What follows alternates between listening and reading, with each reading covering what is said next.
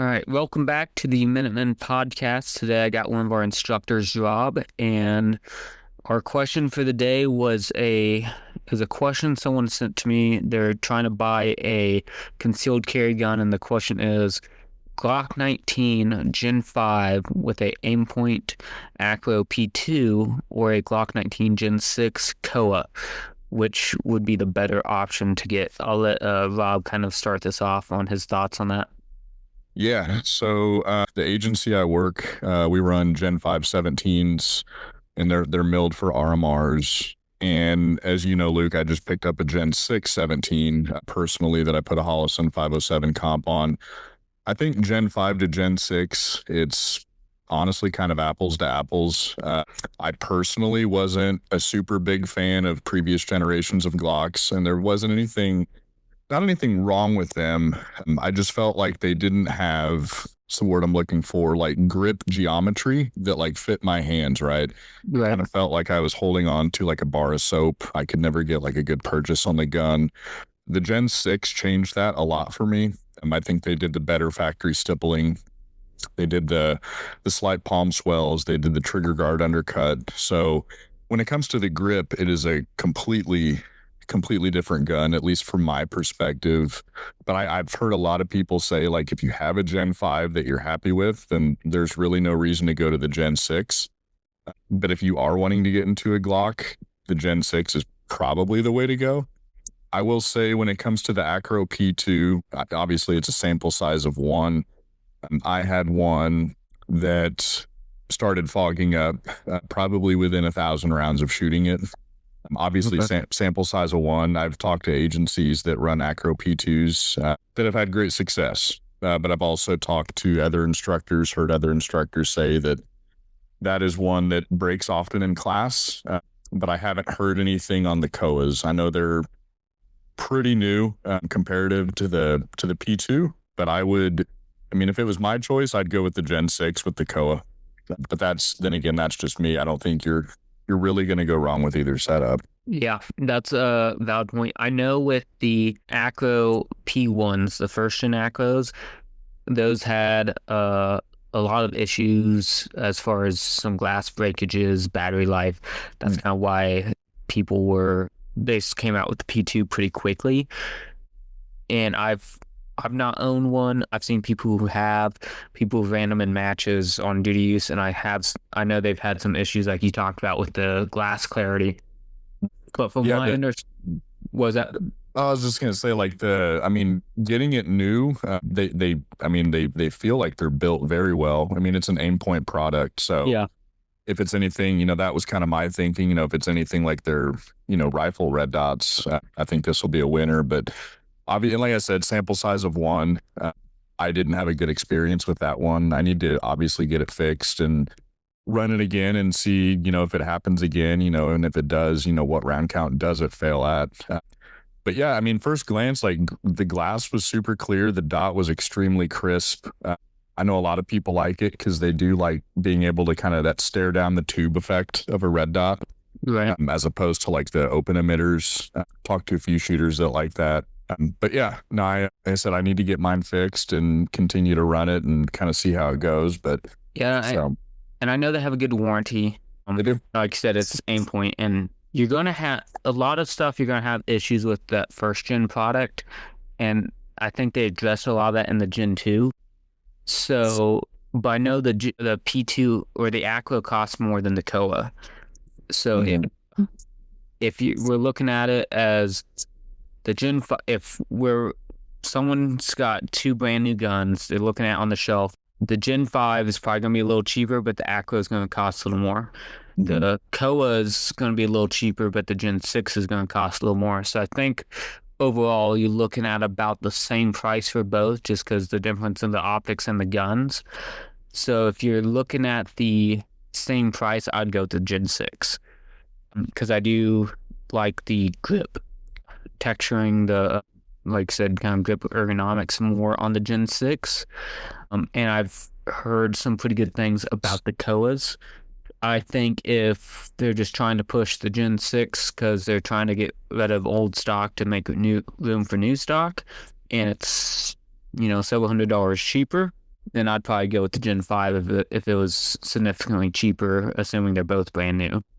Absolutely. And I think another thing to think of too is I could be wrong, but I think I'm right. The Gen 6 Koas, if you do go that route, you are kind of stuck with the Koa. Yes. Because Yep. they are cut specifically for that optic. And I don't, to my knowledge, I mean, a machinist may know a little bit better. To my knowledge, that is what you are stuck with. But like always, I think the best route to go is to try them out first. If you have Yep. a buddy that has one or two or both of them, maybe find a gun shop that'll let you, test them out on like an indoor range. That would be the best way to go. And I don't know, do the Gen 5 Acro P2s, are those cut specifically for that, or is that just on the MOS plate? You can get both. You can Okay. get a factory cut for the Acro, and you can also get the MOS plate for the Acro. So I don't know in this case which version he was looking at. If you're looking at a proprietary cut for the Acro, then they're both only going to take that specific optic. If you're looking at the MOS on the Gen 5, then you could put whatever optic you want on it if you want to switch out the Acro versus still with the Koa. As it sits right now, that's the only optic that could go on that Gen 6. With the Acro, sure, the factory plates kind of suck, but that's why there's aftermarket, whether it's name your favorite brand that makes a custom steel plate that fits. Absolutely. Yeah. So if you decide you like the if you decide to like the Acro, cool. If you decide I want a bigger dot, I want to go with like an open emitter or something with a bigger window, then you could easily switch it out and put another plate on there and run a RMR HD if you wanted to. So you have some options there. It just, like I said, try it. If you go to a local match, you'll probably find guys who have one of those guns, and maybe they'll let you shoot it. Maybe they'll let you shoot it for a match. Who knows? That way you can actually kind of get a feel for it before you do buy it. Yeah. Yeah, that's like you said, that's another big consideration. Is if it's just an MOS cut, then if another dot is something you may be wanting to try or want to go to in the future, then that would be, you're kind of limited to the Gen 5 at that point if you're not wanting to go to just a plain Gen 6. So Right. but yeah, like I said, either one is going to work. I'm just kind of a little on the fence about the Acro P2s, but Yep. I think that's really the only concern I have about either one of those setups. Honestly, I don't think it's so much as the gun. The gun is more of a personal thing, what feels better in your hand. And another thing sometimes too is what feels good in your hand is something you may not shoot as well. I know I've held plenty of guns that it's like, that this feels really good in my hand, and I start shooting it, I'm like, okay, this isn't working for me. So I think the ultimate thing would be to try and test both setups and see what is going to work for you. Agreed. And say you buy one and you don't like it, you can always sell it. Yep. Maybe you lose $50 to $100 on it, but you don't have to just throw it in the safe because you don't like it. It's go trade in, go sell it to someone else, and then go buy the other one if you're on the fence about it. So yeah, because like I said, I've picked up guns. You're like, oh, that feels really good. You shoot it, you're like, this does not shoot very good though. Yeah. It's like how this is recoiling and like how it is in my hands, like under recoil. Like this is not good. I ran into that with my PvP steel frame. I put the palm swells on it from Lock Grips, and great company, like great product. It feels great in your hands, the palm swells. But after shooting it for as long as I have, I was like, you know what? Like this really isn't working, like I had thought it was. And I think that's kind of how it, you evolve as a shooter too. Right. Like how you shoot and what your tendencies are. I think you evolve and you'll kind of find that you do like different things. So absolutely. And I used to only shoot Glock, and now for the most part, I haven't really shot much Glock or many Glock products in the last 3 years. I have no issues with them as guns. They're very reliable. They work. So it's find something you like, something that works for you. It's not a black and white answer of this one's definitely better than that one. It's kind of out of those two options, I think are both good options. It kind of depends which one you like better. It's not like we're talking about should I get a Gen 6 Glock or Taurus, whatever, what C2, whatever their cheap $200 gun is. Or no, we're talking about two very identical guns that are two very good guns, high quality. They're not very fancy and everything like that, but they work, they run. You can put 100 or you can put 60,000 rounds to them without ever having an issue as long as you switch out the recoil spring occasionally. But it's, yeah, Just maintenance. Yep. yeah, just basic maintenance.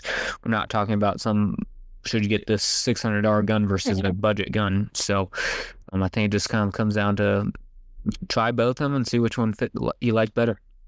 100%. Yep. I couldn't agree more. Yeah. Could not agree more. Well, with that, I think that will be the end of this episode. We will pick this back up with how to get into USPSA and competition shooting on the next one. Awesome. Sounds good.